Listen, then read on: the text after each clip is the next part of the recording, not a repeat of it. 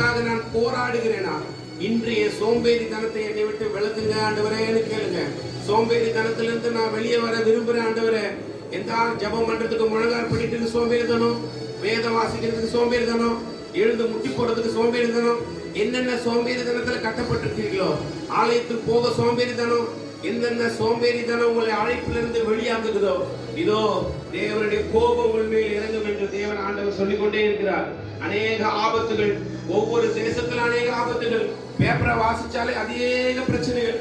ஒரு நாளைக்கு எத்தனையோ பேர் மடிந்து போகிறார்கள். ஆண்டவர் நம்மை கிருபையாய் பாதுகாத்து இம்மட்டமாய் சுகபத்திரமாய் நம்மையும் நம்முடைய குடும்பத்தை பாதுகாத்தாரே. நமக்கு அவர் இருதயம் முழுவதும் தேவனுக்கு கொடுக்க வேண்டும். தேவன் என்னென்ன காரியங்கள் எல்லாம் தீட்டான காரியங்கள் எங்களுக்குள்ள இருக்குது, இந்த காரியத்துல தான் நான் தீட்டா இருக்கிறேன் ஆண்டவரே. இதுதான் என் ஆத்மாவை தீட்டுப்படுத்துது, என் போனை ஆத்மாவை தீட்டுப்படுத்துது, என் நினைவை ஆத்மாவை தீட்டுப்படுத்துது.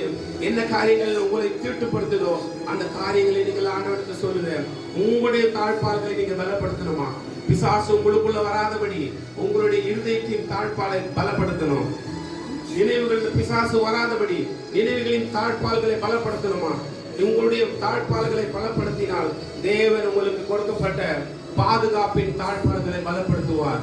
இல்லை என்றால் தாழ்பால்கள் முறிக்கப்படும் என்று கடந்த நாட்களில் சொன்னார். உங்களை நிதானித்து பாருங்க. ஒரு நாள் அநேக வேதனையோடு அநேக காரியங்களை ஆண்டவர்களோடு சொல்லிக்கொண்டே இருக்கிறார். இன்னும் தெளிவடையாம அதே நிலையில சோம்பேறித்தனத்தினால கட்டப்பட்டிருக்கிறீர்கள்.